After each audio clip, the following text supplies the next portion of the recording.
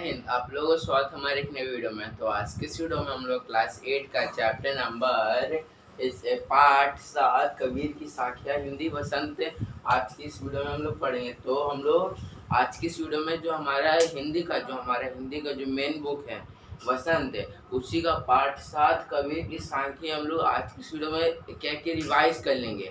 ये हम वैसे तो मैं बहुत दिनों से हिंदी का वीडियो नहीं बना रहा था, तो क्योंकि ये बसंत का पूरा जो भी हमारे हाफ ईयरली आने वाले हैं ना, उसका पूरा कंप्लीट हो गया था, इसलिए नहीं बना रहा था।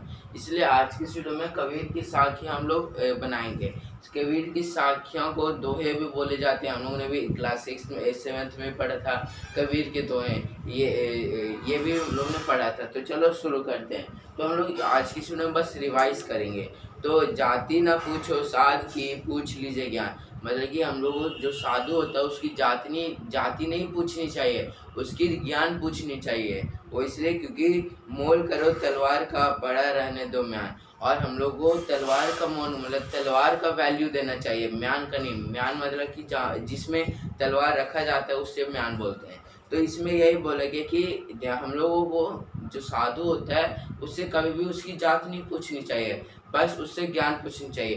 क्योंकि हम लोग जात पूछे क्या करेंगे, हम लोग उससे अगर ज्ञान पूछेंगे तो हमें ज्ञान की प्राप्ति होगा। इसलिए अगर तलवार की जगह म्यान को अगर रखेंगे और तलवार को नहीं, तो वो किस लिए काम आएगा। हम लोग युद्ध में तो तलवार ही काम आएगा ना। इसलिए तलवार का मोल करना चाहिए, म्यान का नहीं।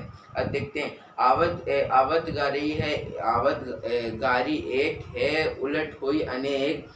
का कभी नहीं उलटी वही एक ही एक। लेकिन जब कोई हमें गाली देता है तो क्या कि वो एक रहता है, अगर मैं पलट कर अगर जब गाली देंगे तो अनेक हो जाएगा। इसलिए वो जब बोला तो एक अशब्द हुआ, और जब हम लोग बोलेंगे तो अनेक अपशब्द हो जाएगा। तो इसलिए हमें कभी भी गाली वो दिया तो उसको नज़रअंदाज करने देना चाहिए, उसको दोहराना नहीं चाहिए, तो फिर देना नहीं चाहिए। यह बोला गया। अब माला तो कर मैं फिर, जीव मेरे मुख माहे। मुनवा तो दहु वो दिशा फिरे, यहाँ तो सुमर नहीं। मतलब कि जब पंडित है वो माला जपते हैं ना, तो माला जपते हैं मतलब कि पंडित के वेश में रहते हैं, गमछी ओढ़े रहते हैं, तो हमें उन्हें पता चल लेते हैं कि वो पंडित है। पर वो अगर माला नहीं जपते रहते, सिर्फ सीधा बैठ कर ध्यान करते हैं, तो क्या हम लोगों को लगता कि वो नहीं है? तो नहीं। तो इसलिए हमें कभी भी पहनावे के ऊपर डिपेंड रहना नहीं चाहिए। पहनावे नहीं, अपने मन के ऊपर निर्भर रहना चाहिए कि वो क्या है क्या नहीं। तो आई होप आपको समझ में आ गया। अब देखते हैं, कबीर घास न नी दिए, जो पौन तली होई, ए उड़ी पैरों जब आँखी में खरी दुले हुई।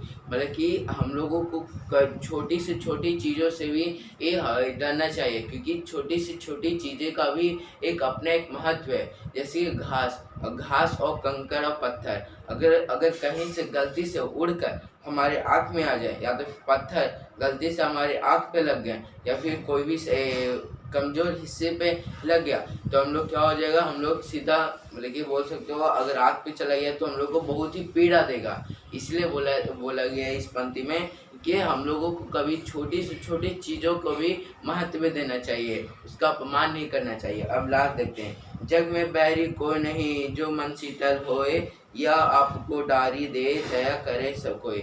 अगर दुनिया में अगर कोई भी दया नहीं करना, मतलब कोई भी किसी चीज़ को मदद नहीं करना, तो क्या आप भी मदद नहीं करोगे?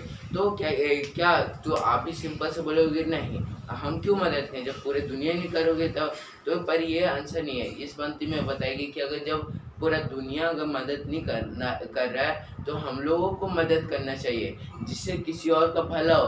अगर दूसरा कोई खुश रहेगा तभी तो हम लोग खुश रहेंगे। तो यही बताएगा। तो आप इसका क्या इसे पंक्ति से या कबीर के साखी से सीखे, वो कमेंट बॉक्स में बताइएगा। जब तक के लिए थैंक यू, बाय बाय।